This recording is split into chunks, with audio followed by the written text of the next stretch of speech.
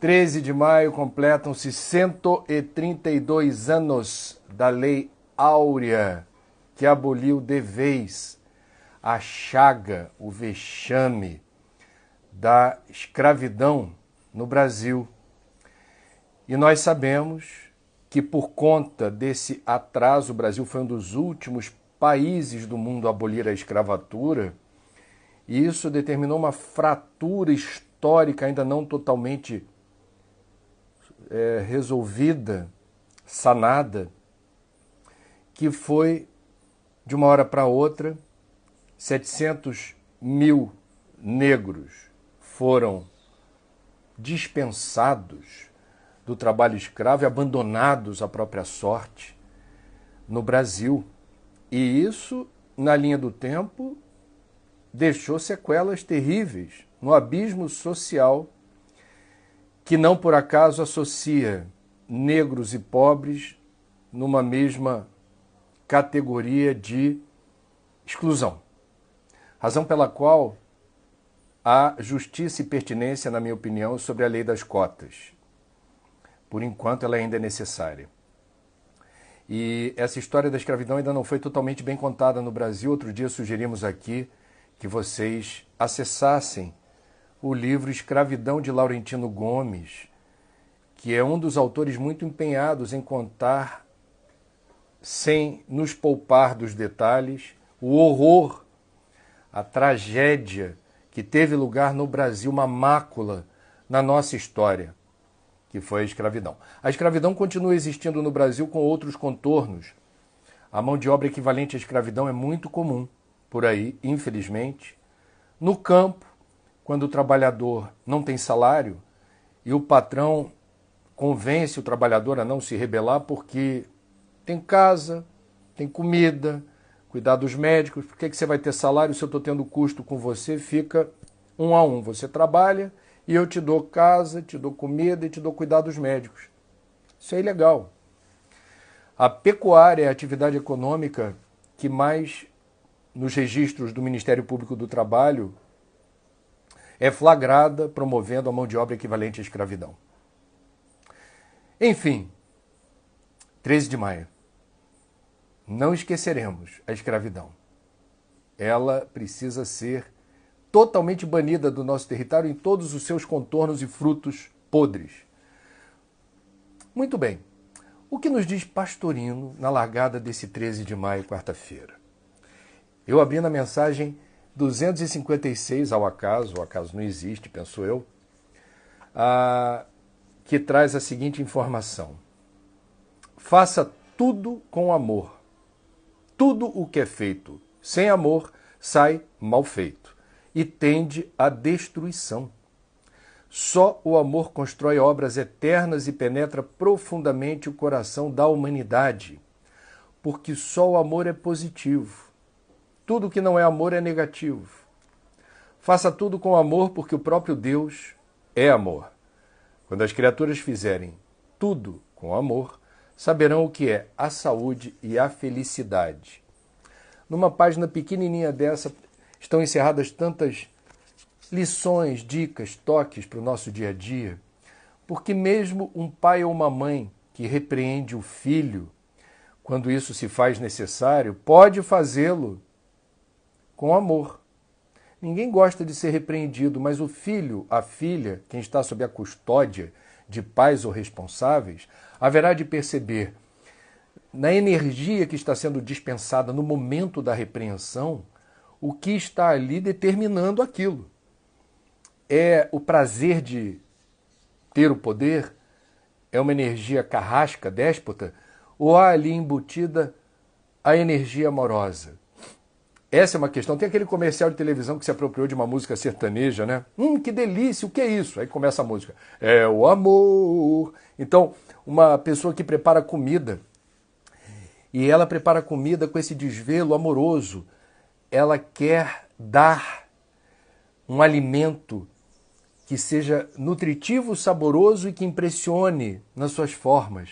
Então, não raro a gente, quando se diz, você comeu com os olhos, né?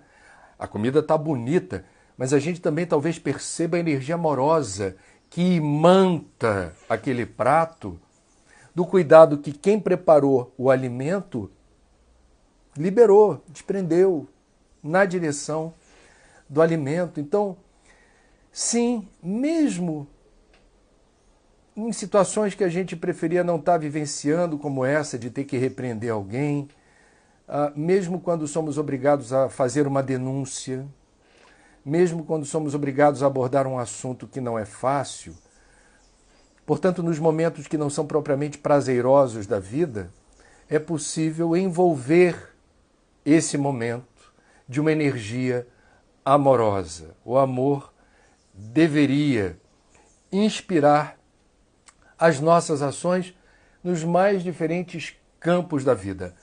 Ame-se, cultive a sua autoestima, respeite o próximo, isso é um gesto de amor, acolha quem pensa diferente. Ele tem o direito de pensar diferente, nenhum de nós é o dono da razão.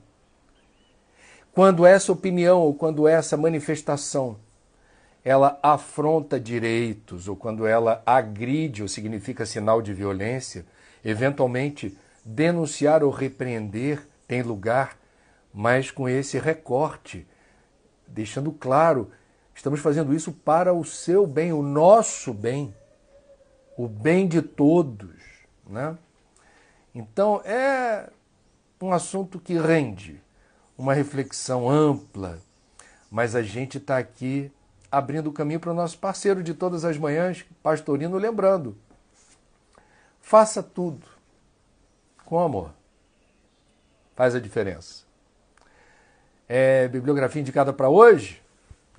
Eu vou hoje, recorrer, já vou dar um spoiler aqui, depois do Papo das 9 teremos a live com Sônia Bride, nossa colega jornalista, ela que com Paulo Zero, repórter cinematográfico, forma um casal 20 da televisão brasileira e foram os primeiros correspondentes brasileiros de televisão na China. E isso resultou em 2005 num livro que eu tive o prazer de ganhar de presente da Soninha, da Sônia Bride, chamado Lauai, com fotos do Paulo Zero, seu companheiro, e Lauai é o registro do que foi a permanência dessa dupla na China. Eles chegaram em 2005 sem falar o idioma local e com um filho de apenas 3 anos. E aí aqui, na orelha de apresentação do livro, está muito divertida, apresenta-se o livro assim: você sabia que chineses não fazem fila? Que escarram e soltam puns na rua e em qualquer lugar onde desejam, onde estejam? Não refrigeram carnes, mas mantêm os animais vivos para não estragarem.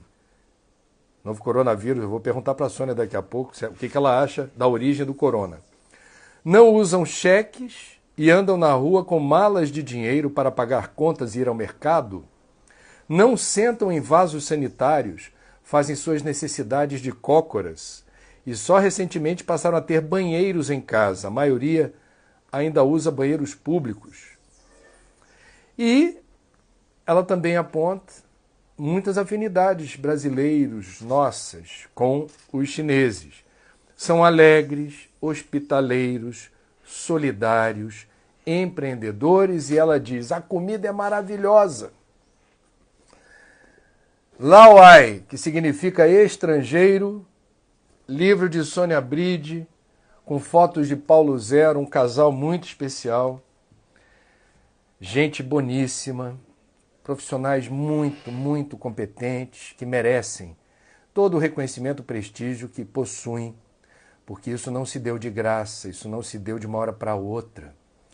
Isso são décadas de trabalho árduo no ofício jornalístico no Brasil e no mundo. Meus amigos, sugestão hoje de doação. O frio já chegou em vários lugares do Brasil, vocês estão vendo. Se você mora em algum lugar do Brasil que não faz frio, região norte do Brasil, Aliás, é curioso, todas as vezes que eu tive em algum estado da Amazônia legal, eles se divertem com essa história do inverno e verão. Inverno é o período que chove, verão é o período que não chove e a vida segue. Calor é o ano inteiro. O Nordeste também. A maior parte do ano disparado, dias ensolarados e quentes, aí bate um fresquinho, mas não é um frio. Mas aonde o frio chegou, a sugestão é que vocês fiquem atentos às campanhas do agasalho, às campanhas do cobertor. Porque, infelizmente, por incrível que pareça, em pleno século XXI, muita gente ainda abaixo da linha da pobreza no Brasil, e essa crise causada pelo coronavírus determinou a elevação da taxa de miséria, fome e muita população em situação de rua.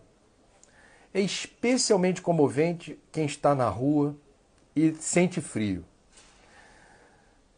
sente fome, sente o abandono.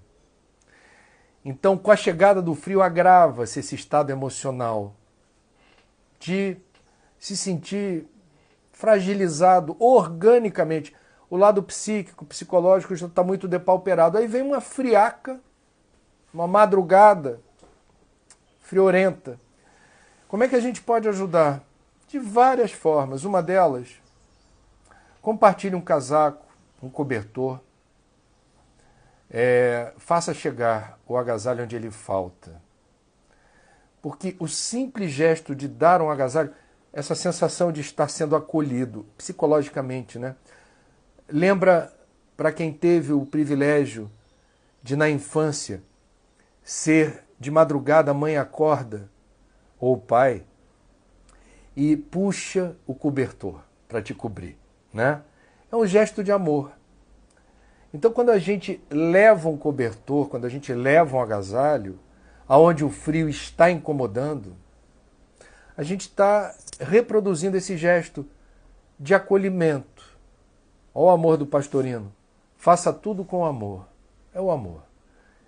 Eu enxergo você. Eu passo pela rua, eu estou vendo que você está em situação de rua. Eu estou com frio, eu estou vendo que você está com frio. Como eu posso interceder em seu favor? Doando agasalhos talvez seja uma excelente ideia. E quem dá agasalho pode dar uma comidinha. E quem dá uma comidinha pode trocar 1 ou 2 dedos de prosa, dizendo, e aí, meu irmão, como é que estão as coisas? Vamos em frente, hein? Vai passar, força aí. Aliás, amanhã, gente, 14 de maio, foi a data escolhida pelo Papa Francisco. Amanhã, quinta-feira, 14 de maio, uma convocação do Papa Francisco para que todos nós, no mundo inteiro, independentemente da religião, do credo, se tem credo ou religião, nos irmanemos numa corrente de oração, uma prece coletiva. A quinta-feira em que a humanidade une forças na direção do transcendente, de Deus, desse poder superior, dessa inteligência suprema, pedindo força, luz, sabedoria para o enfrentamento da pandemia, para o consolo das almas aflitas, para que a gente tenha a disponibilidade de servir e ajudar a quem mais precisa. Linda a convocação feita por Francisco. Eu vou participar disso e já dou spoiler aqui que vou pedir 30 segundos, 1 minutinho amanhã, durante o Papo das 9. Quem quiser participar, eu fico honrado. A gente vai aqui também, durante algum tempinho, unir forças, corrente de fé, vibração, energia positiva, para inspirar homens e mulheres, para iluminar as consciências, para a gente ter a humildade de pedir a essa força superior toda ajuda possível, que abra os nossos caminhos, que console os nossos corações, que nos ajude a seguir em frente. Topa? Tamo junto? Amanhã a gente reserva um tempinho do Papo das 9 para fazer essa corrente.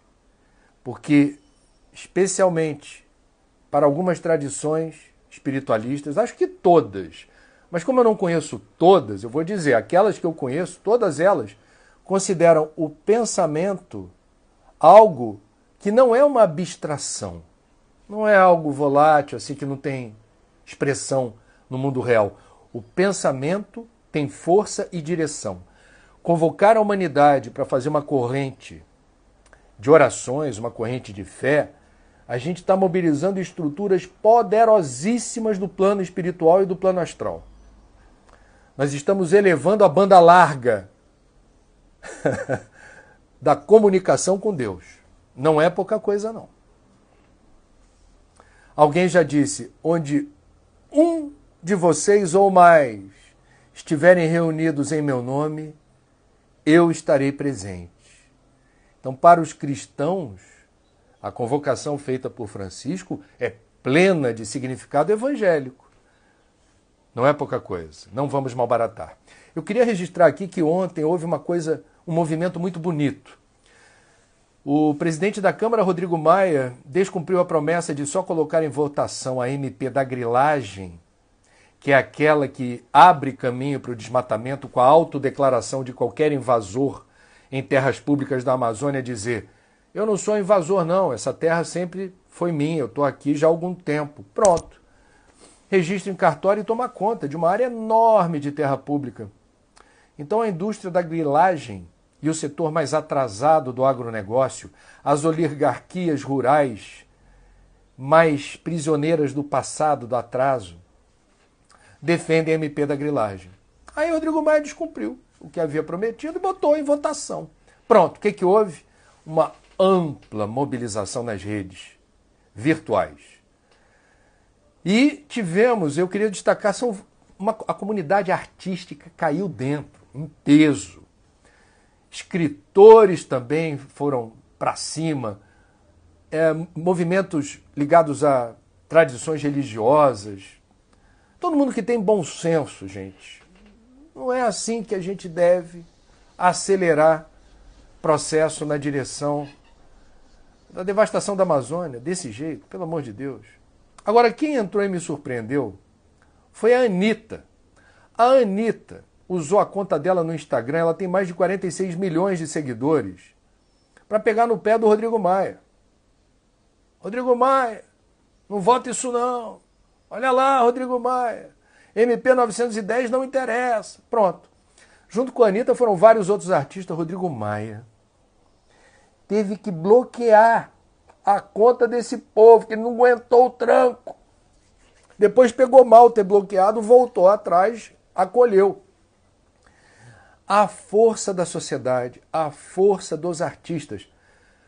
Todo artista tem que ir aonde o povo está, diz a música cantada pelo Milton. Eu acho muito importante e bonito quando o artista se posiciona, especialmente em tempos de crise ambiental, crise política, crise na saúde, crise ética, quando os artistas não ficam em cima do muro, quando eles se posicionam. E eu não estou falando de posição ideológica partidária, eu estou falando de posição em favor do Brasil, da cidadania, da ética, da legislação. Então, com toda franqueza, não importa se este ou aquele artista eu gosto dela, não gosto dele, eu não gosto dela, eu gosto dele, não importa. Importa que o artista use o seu cacife, mobilize seus fãs, seus seguidores, no sentido deles terem esclarecimento sobre os rumos dos acontecimentos no Brasil. Porque a conquista da cidadania é uma obra coletiva. Não é cada um com seu cada um no seu quadradinho. Foi lindo o que aconteceu ontem. Parabéns à Anitta, que mobilizou 46 milhões de seguidores e à noite fez uma live com um parlamentar que foi aquele que obstruiu a votação e começou a ganhar tempo para articulação contra essa votação relâmpago à distância, porque não tem plenário cheio. Aí também é um ato, eu diria É complicado quando você não tem a temperatura da indignação no plenário. E aí fica todo mundo, os parlamentares em casa apertando o botão sim, não, sem sentir o calor da panela. Ontem eles sentiram o calor da panela virtual. E a luta continua para essa excrescência não passar à frente. Fiquem ligados, por favor. Bom, o que houve no Brasil no intervalo de 24 horas? Recorde de óbitos, 881 óbitos pela Covid-19, totalizando no Brasil mais de 12.400 óbitos. É muita gente. Muitas famílias destroçadas. Razão pela qual nós deveríamos agora estar mais do que nunca comprometidos com as recomendações expressas das autoridades de saúde para que a gente se proteja. A curva no Brasil está ascendente, não se sabe quando haverá o achatamento, mas sabemos que esse achatamento será mais breve, achatamento da curva de incidência da Covid-19, se dará mais rapidamente se nós respeitarmos a quarentena, ou seja, não servirmos de hospedeiros do coronavírus. A receita continua sendo a mesma. Não temos ainda um remédio, não temos ainda uma vacina. Hashtag fique em casa e ajude quem não pode ficar em casa a ficar em casa. Cesta básica, remédio, por aí vai. Muito bem. Temos a ebulição. Eu vou comentar rápido isso, não quero me deter nisso, que não é o espírito do Papo das 9. Já tem perguntas chegando aqui e eu quero trocar bola, né? Bater bola com vocês. E vou pedir para o Anderson mandar de novo as perguntas pro laptop. Por favor, meu querido. Porque chegou no smartphone, mas não chegou no laptop. Vamos lá. Vocês viram que há uma tensão política enorme em Brasília por conta do vídeo que mostrou uma reunião que foi citada pelo ex-ministro da Justiça, Sérgio Moro, quando saiu do governo, e citou essa reunião como uma das evidências de que o presidente Jair Bolsonaro queria determinar a escolha do superintendente da Polícia Federal, do diretor-geral da Polícia Federal, e estava particularmente preocupado com a Polícia Federal no Rio de Janeiro. E isso aconteceu. E isso é grave, porque isso extrapola a competência de um presidente da República que não pode interferir na nomeação de superintendências locais, especialmente quando há processos de investigação que envolvem a família do presidente. Simples assim. É disso que estamos falando. Polícia Federal não é uma polícia de governo, é uma polícia de Estado. E a argumentação dada pelo presidente da República para que a Polícia Federal no Rio tivesse um diretor que ele conseguisse ter alguma proximidade é porque ele percebeu, o presidente, e compartilhou isso, riscos para a sua família. Ocorre que não é atribuição da Polícia Federal proteger família do presidente ou presidente. A Polícia Federal não tem essa atribuição. Quem tem essa atribuição é o Gabinete de Segurança Institucional do general Heleno, que estava presente à reunião e não foi cobrado. Então as peças não estão batendo. E isso vai cair no colo do Procurador-Geral da República, Augusto Aras, que, segundo vários analistas, não deveria deixar pairar sobre a presidência da República a sombra da suspeição. Esse assunto merece ser investigado. Só que o Aras tem a prerrogativa de engavetar. Ele pode não entender que haja ali elementos comprobatórios de cometimento de crime. Vamos aguardar os fatos. Agora, nessa reunião, houve pérolas que mostram algo curioso desse governo. Uma reunião ministerial que teria durado 4 horas, sobrou tempo para quê? Para o ministro da Educação defender cadeia para os juízes do Supremo Tribunal Federal. Houve tempo para a ministra Damares defender cadeia para governadores e prefeitos. Houve tempo para o ministro das Relações Exteriores falar mal da China, nosso maior parceiro comercial. Nesse dia da reunião, durante 4 horas, não houve tempo para debater o número de óbitos naquele dia pela Covid-19. Mais de 3 mil óbitos. Então isso também constrange, enfraquece um governo em plena pandemia, numa reunião de 4 horas. Fala-se mal do STF, de governadores, de prefeitos, da China. Se defende a nomeação de um diretor da Polícia Federal que seja de acordo com o que o presidente acha que deve e um superintendente do Rio de Janeiro que proteja a família dele, o que não bate, lé com cré. Mas não se fala, não se comenta, não se discute a pandemia. Isso particularmente me deixou preocupado. Eu gostaria que o governo brasileiro, em seus diferentes níveis, governo federal, estaduais e municipais, entendessem que nós temos hoje mais de 800 óbitos em 24 horas, mais de 12 mil óbitos no Brasil. Enfrentamos a maior pandemia do nosso tempo. Isso tem que ser objeto do interesse de vocês. Por favor. Por favor. Não dá para perder tempo com maledicência e com constrangimentos, porque são cargos públicos que precisam ser honrados. Na República Federativa do Brasil, você pode ter críticas pontuais a este ou aquele parlamentar no Congresso, este ou aquele juiz do STF, mas a forma de colocar isso e o ensejo da crítica, por quê? Numa reunião de governo, por que defender prisão, cadeia para os juízes do STF? Numa reunião de governo, por que defender a prisão de governadores e prefeitos? Numa reunião governamental, por que destilar preconceito e ódio contra a China? Não dá, eu não consigo, com toda a franqueza, entender muito bem isso. Vamos lá. Oscar Malta, bom dia, André. Aliás, Oscar, eu vi ontem que você disse que a sua idade é 54 anos. Tô ligado. Somos da mesma geração, eu tenho 53, faço 54 em julho.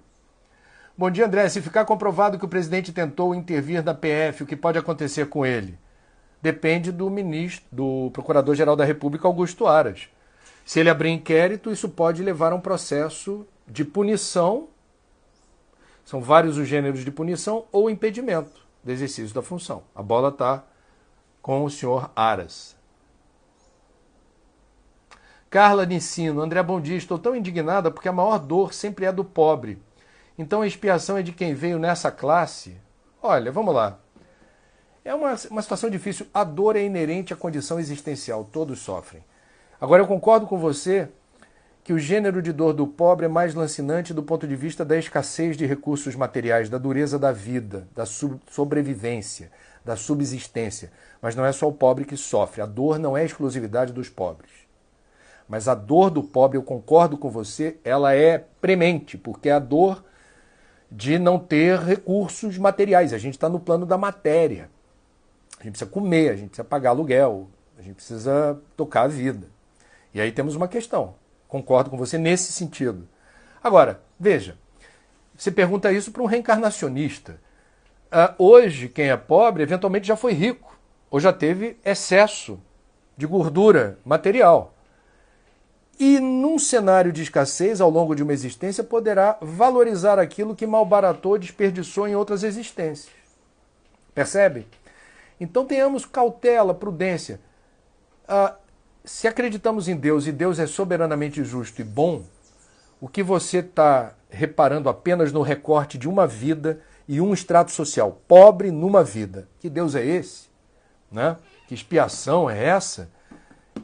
Você está fazendo um juízo de valor dentro de parâmetros que não são os meus.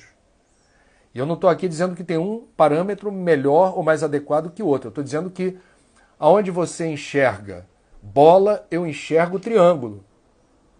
Entendeu? Temos que alargar o foco. Quem somos nós, de onde viemos, para onde vamos. E aí a situação de pobreza, ela está inscrita num contexto mais complexo, ok?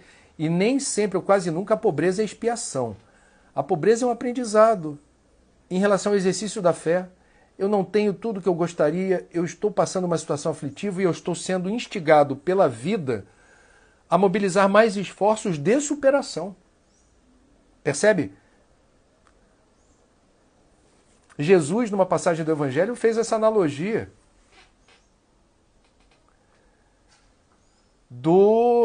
da dificuldade de você imaginar um rico indo para o céu, né? Mas faça um camelo passar pelo buraco da agulha do que a gente vê uma pessoa de posse adentrar o reino dos céus. A riqueza é uma prova terrível. As pessoas vão rir, vão falar, eu queria ter essa prova, queria ter dinheiro sobrando. Eu estou falando espiritualmente falando, as pessoas de posse se iludem em relação à riqueza e acham que aquilo que elas possuem lhes pertence.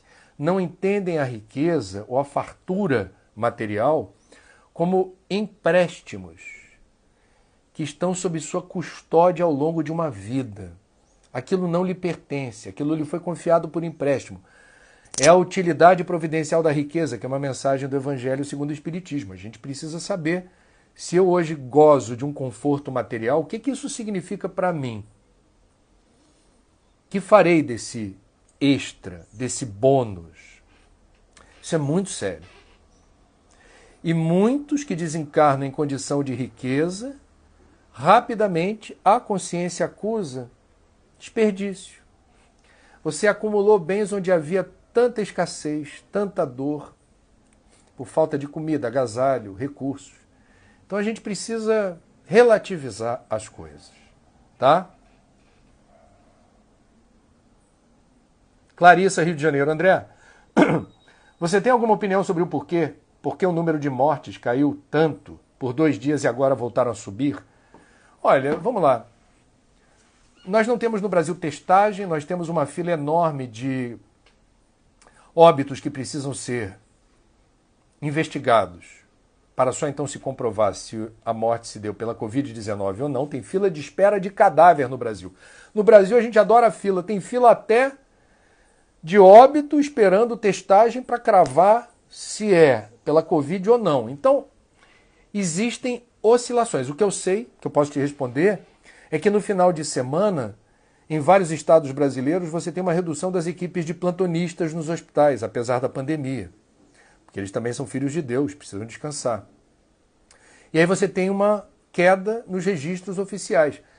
Depois, terça-feira, sobe. Isso foi dito pelo Ministério da Saúde. Fabiana Ipojuca, Pernambuco. Bom dia. Fala um pouquinho sobre reforma íntima, por favor. Como espírita, às vezes, me sinto muito mal por ainda não ter conseguido. Gostaria de ouvir isso. Gostaria de ver você falar sobre isso. Fabiana, reforma íntima é um processo contínuo. Não tem um momento que você diz, beleza, já fiz a minha reforma íntima. Reforma íntima é processo contínuo. E para quem é reencarnacionista, não é processo que se resolva por completo numa só existência. Então tenha paciência, um passo de cada vez, e dê o passo do tamanho da perna. Não estamos aqui num concurso de santidade. A gente não está disputando santidade, né? A gente não está numa corrida para ver quem cruza a linha de chegada primeiro, iluminadinho. A gente está aqui para aprender a ser gente. E cada um no seu ritmo, de acordo com a sua disponibilidade, a sua vontade. A vontade é uma energia que muda o universo. Né? A vontade. Vontade é a expressão da tua alma dizendo, é para cá que eu vou. É desse jeito que eu pretendo seguir. Então, não tenha pressa. Mas eu sugiro a você que preste atenção na determinação. Entende? Determinação. Se lembra daquela fábula da tartaruga e da lebre? A lebre saiu em disparada correndo. Era corrida, disputa. Tartaruga e a lebre. E a lebre favoritíssima, só que a lebre cansou, a lebre se distraiu, a lebre não conseguiu ter aquilo que Chico Xavier, na primeira vez que encontrou seu guia e mentor Emmanuel fez uma proposta para o Chico. Eu estou aqui com a missão de assessorar você, eu posso lhe ajudar. Mas para isso, existem 3 condições para que eu aceite ajudá-lo. Aí o Chico, prossiga, eu tenho interesse. Disciplina, disciplina e disciplina. Emmanuel, ó. Então, eu diria a você o seguinte, precisamos ter a disciplina de seguir em frente. O ritmo é de cada um. Mas a disciplina, eu estou aqui para isso. Eu estou aqui para aprender a ser gente, aprender a prestar mais atenção naquilo que importa para a minha evolução espiritual. Ou seja, detectar as manifestações de egoísmo, de orgulho, de vaidade, de ganância, de cobiça, de inveja, as minhas imperfeições. Eu vou instalar o aplicativo que vai detectar no meu radar toda vez que aparece e pisca. E olha o André sendo egoísta aí. E olha o André sendo orgulhoso aí. E olha o André sendo vaidoso. E aí, com esse aplicativo, eu vou, pela ação da minha vontade, não dar nutrientes para essas imperfeições terem lugar. É um trabalho. E é um trabalho que explica a nossa vinda, mais uma vez, para esse planeta. Cada um no seu ritmo e de acordo com a sua vontade. Robson Pereira, bom dia, André. Qual a visão da doutrina espírita sobre a escravidão? A doutrina espírita fala que a evolução é um processo lento, gradual e perene. Existe uma lei da evolução que está inserida em todo o universo.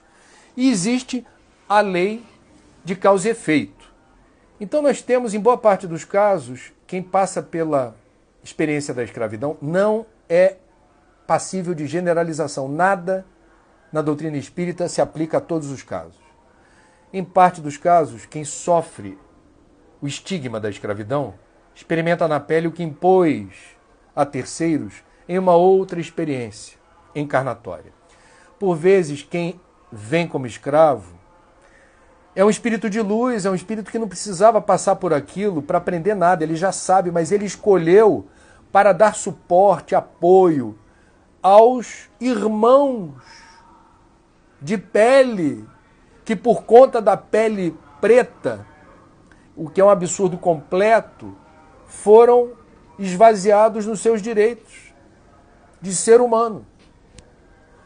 Então temos espíritos que renunciam a uma vida, digamos, mais tranquila para, na condição de escravos, ajudarem os demais a suportarem com dignidade essa prova e reivindicarem seus direitos. Tem de tudo para todos os gostos, não dá para generalizar. Emmanuel, que eu citei há pouco, foi um senador romano à época de Jesus, que não se convenceu do cristianismo. Serviu ao Império Romano.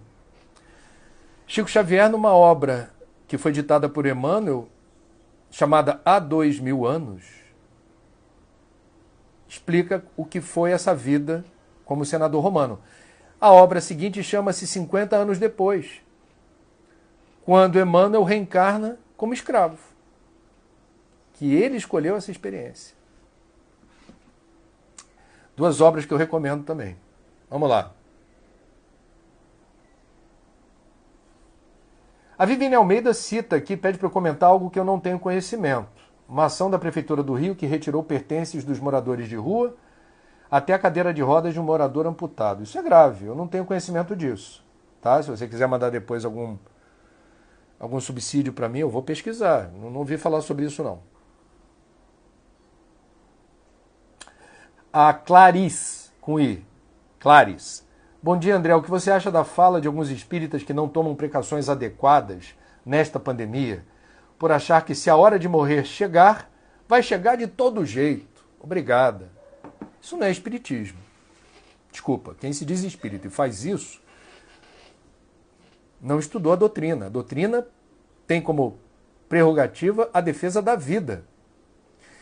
E se a defesa da vida significa quarentena, não é para ir para a rua dizer, se o vírus pegar, pegou, se acontecer, aconteceu. Eu vou dar novamente a metáfora que me parece a mais emblemática e que explica como não é bem assim. O mar está agitado, está de ressaca. E você viajou do interior, horas de viagem para tomar um banho de mar. Aí você chega na orla, bandeira vermelha, salva-vidas dizendo ninguém entra, o mar está perigoso. Aí você se afasta um pouquinho longe do salva-vidas e diz, eu não vim de tão longe para perder o meu banho de mar. Eu sou espírita. Se tiver que me afogar, o meu destino. Isso é de uma estupidez. Isso é de uma ignorância. Eu não posso economizar na palavra certa. Isso pode ser até suicídio indireto. Quem quiser, leia. Kardec explicando o que é suicídio indireto. É quando você malbarata os riscos dessa maneira. Você diz assim, o que der, deu. Se está no meu destino acontecer isso comigo, já está precificado e vamos que vamos. Isso é ignorância. Espiritismo é fé raciocinada. Kardec ficou eternizado como bom senso encarnado. Essa descrição que você fez, eu vou para a rua, se tiver que pegar Covid era o meu destino. Isso não é bom senso. E isso não é proteger a sua vida. Nós estamos aqui, entre outras demandas existenciais, para proteger a vida. Proteja-se. E não use o espiritismo para justificar arroubos de ignorância, porque deu vontade de ir para a rua, se misturar com pessoas que eventualmente estejam com coronavírus e você serve de hospedeiro. Você pode até não desencarnar, mas você pode ajudar outra pessoa a desencarnar por tua culpa. Só isso que pode acontecer. Chato isso. Carla Severo, André, os preços dos alimentos estão altíssimos. Por quê? Bom, vamos lá. Eu não vou ter uma explicação pontual para você, mas acho que as pessoas estão comendo mais, acho que a logística de produção, distribuição e venda de alimentos se tornou mais arriscada porque estamos no meio de uma pandemia. É possível que alguns agricultores, alguns caminhoneiros, algumas redes do varejo estejam fechadas por razões associadas à pandemia. E isso tudo eventualmente impacta o preço. É uma possibilidade, tá? É uma possibilidade.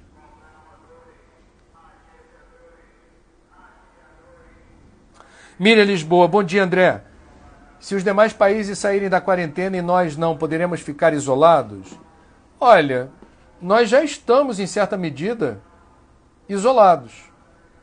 Miriam, se você reparar qual é a postura que nossos países vizinhos, Paraguai, Argentina, o que os dirigentes desses países, horrorizados com o que está acontecendo no Brasil e com o que tem feito e dito o colega deles, o presidente do Brasil, Jair Bolsonaro, faça essa pesquisa, veja o que os países vizinhos unilateralmente já estabeleceram bloqueios, cinturão sanitário. Não queremos intercâmbio com o Brasil. O Brasil é um país que não consegue controlar a pandemia. E tem um presidente que é negacionista científico ou dá vazão, manifesta desapreço pela ciência médica. Então, para os países vizinhos já é uma encrenca. Agora, o que você diz pode ser mais grave em termos de boicote.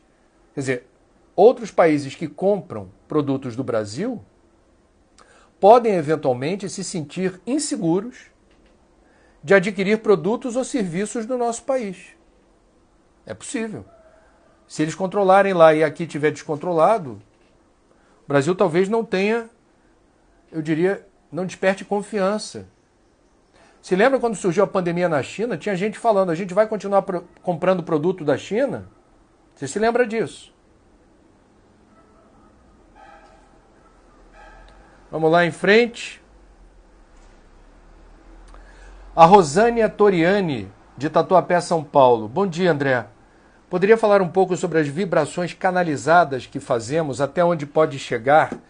Elas vão ao infinito. O pensamento é uma potência. quando você descobre a força do pensamento e quando você usa a força do pensamento em seu favor, nós temos aqui um recurso maravilhoso e fundamental para promover o bem ou o mal, o equilíbrio ou o desequilíbrio.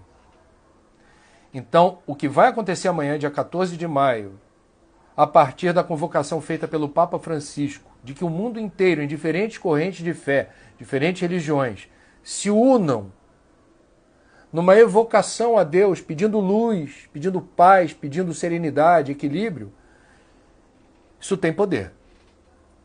O pensamento tem força e direção, determina a mudança na nossa frequência, saturamos o nosso campo eletromagnético, a nossa psicosfera, da energia que nós produzimos. Isso é muito sério. E isso, como disse Pastorino na abertura dos trabalhos, olha ele de novo aí, indo e voltando. Ele diz: quando as criaturas fizerem tudo com amor, saberão o que é a saúde e a felicidade. Uma pessoa que exercita o amor, ela vibra numa frequência diferenciada. E isso determina maior propensão à saúde. Um sistema imunológico menos vulnerável a patogênicos. Isso a ciência da Terra já pesquisa e demonstra. Práticas de meditação e prece fortalecem a mente, o sistema imunológico, a saúde, o bem-estar. Isso não é religião, isso é ciência. A Márcia do Rio de Janeiro me pergunta algo que eu não sei responder. Que horas é a convocação do Papa? Porque nós temos diferentes fusos horários e o mundo é muito grande. O que eu entendi da convocação do Papa é que é o dia inteiro. Se você tiver amanhã, 14 de maio, em algum lugar do planeta, com a disposição de fazer uma prece, você já está somando, já está dentro. Eu não vi uma hora certa, porque se tiver uma hora certa, alguém vai ter que acordar de madrugada, entende? Não seria um bom negócio. Qual o poder da oração por si só? É o Fábio perguntando. Se Deus não recompensa nem pune. Bom, vamos lá. A gente fala vez por outra aqui, hoje eu já falei, da lei de ação e reação. Causa e efeito, a lei do retorno. Se você numa prece gera ondas de paz, de amor, de cura, de equilíbrio, você estará determinando uma ação. E você será alvo do retorno, na mesma frequência, com o mesmo teor vibracional. Ação e reação. Então, é nesse sentido que quem se detém no estudo do poder da oração ou quem lê sobre esse assunto e vê os benefícios diretos e indiretos de um estado da alma em que você encontra-se em oração e em meditação, são técnicas distintas, mas que têm os mesmos resultados, o que acontece? Você muda batimento cardíaco, você muda pressão arterial, você consegue mudar uma qualidade eventualmente ruim do pensamento, aflito, ansioso, angustiado. Você vai encontrar naquele instante, se a prece for feita com o coração, a tranquilidade que lhe faltava. É um momento de trégua. Portanto, esquece essa história de o Deus que pune ou recompensa. Deus está dentro de nós. E a recompensa da oração é imediata. Se você rezar com o coração, você terá o benefício desta conexão com guias, com mentores, com Deus. Na doutrina espírita, a gente chega a dizer que não é a prece pela prece, a prece tem que ser genuína, sincera, tem que ter verdade, não importa quais sejam as palavras, não importa o tempo de duração, tem que ser uma expressão da tua verdade. Quando você alcança esse objetivo, o alcance da sua prece será excelente. Se a prece é receita de bolo, se você não se envolve com as palavras, parece que está recitando de forma fria e calculista um mantra, ela não tem um alcance bom. Ela não tem um efeito prático, porque, na verdade, aquilo não, a palavra em si mesma não importa. Importa que ela esteja impregnada, a palavra, de um sentimento. E o sentimento eleva. O sentimento é a mola propulsora da prece.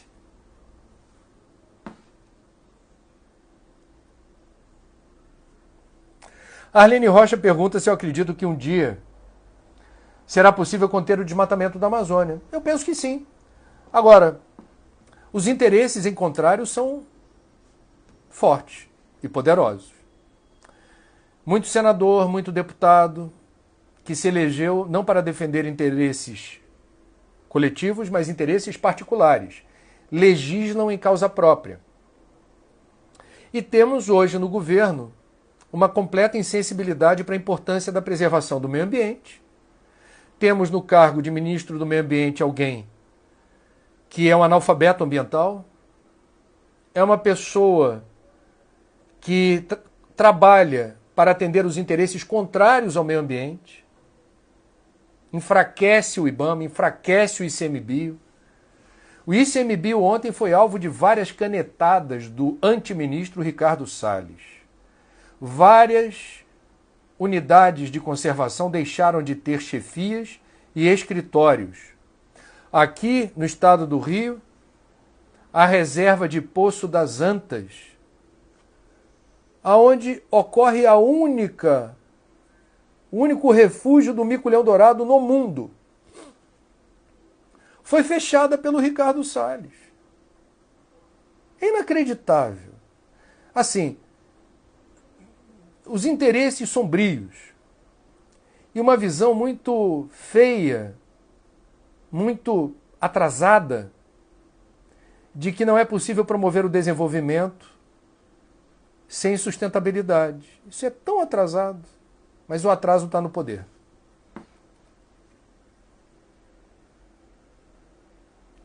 Sandra Vieira, André, não vejo ações da primeira-dama nesse momento tão difícil. Tem algo a comentar? Qual o papel dela para com a sociedade? Eu não tenho nada a comentar, não. Eu acho que esse é um assunto dela com ele. Então, se ela não aparecer em público, não será a primeira vez que uma primeira-dama fica, digamos, mais nos bastidores. Não vou julgar ninguém por isso. Eu acho que é um assunto dela. Eu sinceramente acho. Não vou falar do caso específico do casal presidencial, tá? Vou falar em tese geral, qualquer país. Um casal é um grupo, né? Uma equipe. Um casal é uma equipe. Se o chefe de Estado, seja ele primeiro-ministro, rei, rainha, presidente, presidenta, assume o poder, a retaguarda é muito importante. Quem está junto, quem está ali privando da intimidade. Então, a influência poderá ser recatada, mas existe uma influência positiva nos bastidores, ou pode ser uma influência pública. Eu não vou fazer juízo de valor sobre quem hoje ocupa essa posição de primeira-dama. É direito dela.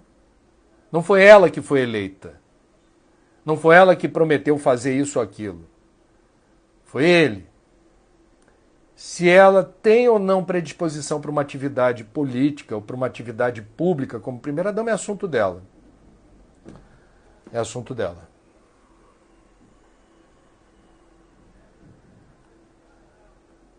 Adriana Damasceno, de Volta Redonda, Rio de Janeiro. André, minha filha de 7 anos me perguntou por que Deus, que sabe tudo, nas palavras dela, não acaba com o coronavírus. Fiquei bem embaraçada para responder. Pode me ajudar? Oxe, Adriana. Que coisa, hein? Vamos lá. Talvez você possa explicar que, por vezes, aquilo que nos parece um mal é, na verdade, um bem. Você pode explicar que a doença, ela serve de alerta para despertar nos seres humanos o que há de melhor neles. Talvez você possa dizer que Deus, por vezes, nos ensina a sermos pessoas melhores através de experiências dolorosas.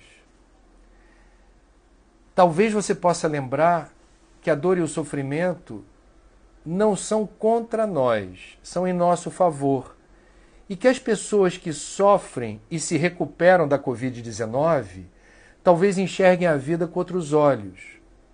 E que talvez as pessoas que desencarnem pela Covid-19 guardem na espiritualidade a impressão de que chegou o meu momento, foi através dessa doença, e eu estou aqui em condições de ajudar os meus parentes e amigos a suportarem melhor os dissabores de uma pandemia. Eu, com muito cuidado, porque não me sinto à vontade de dar orientação nesse nível. A sua pergunta é muito bonita, muito profunda, mas ela remete à necessidade da gente não fingir, não omitir informação dos nossos filhos. Então a gente vai ter que já, se ela faz essa pergunta, se ela já tem, apesar dos 7 aninhos, uma maturidade aí para fazer reflexões teológicas, que Deus é esse que permite tanta dor e sofrimento, me permita, mas já que você perguntou para mim, está na hora de você mostrar que Deus escreve certo por linhas tortas. Deus está presente na alegria e na dor, na tristeza e na felicidade. Deus está presente. E o que a gente chama de dor e não compreende o sentido da dor, está na hora, talvez, dela com 7 aninhos, começar a fazer outras reflexões. Olha, eu não tinha pensado nisso. Como é que a gente não deve entender que a morte é o ponto final da existência? E como é que a gente não deve entender que a dor e o sofrimento são contra nós? A dor e o sofrimento podem ser alertas, podem ser convites à evolução, à solidariedade, à fraternidade, à caridade. Meus amigos, agradeço mais uma vez a companhia de vocês. A gente vai encerrar o Papo das 9, desejando um dia glorioso, uma quarta-feira, 13 de maio, de muita luz, muita autoproteção. Protejam-se fisicamente, mentalmente, psiquicamente. Priorizem a sanidade e o equilíbrio. Façam desse dia um dia glorioso, na medida das suas possibilidades. Daqui a pouquinho, eu vou aqui encerrar o Papo das 9, 10 horas. Vou trocar de camisa para no Stories o pessoal não achar que é uma sequência do Papo das 9. Terei o papo com Sônia Bride, que dispensa apresentações, minha colega, amiga, jornalista top, que esteve em vários lugares do mundo, foi correspondente na China. Tenho o que dizer sobre a Covid-19, tenho o que dizer sobre meio ambiente, tenho o que dizer sobre um monte de coisa. E que bom a gente ter o privilégio de ter a Sônia Bride conosco ao vivo aqui daqui a pouquinho. Força, coragem e fé. Tudo vai dar certo. Isso vai passar. Amanhã, 14 de maio, estaremos aqui reforçando a corrente de prece, de fé e de orações do Papa Francisco durante um tempinho do Papo das 9, hein? Tamo junto. Fiquem com Deus. Até amanhã, se Deus quiser.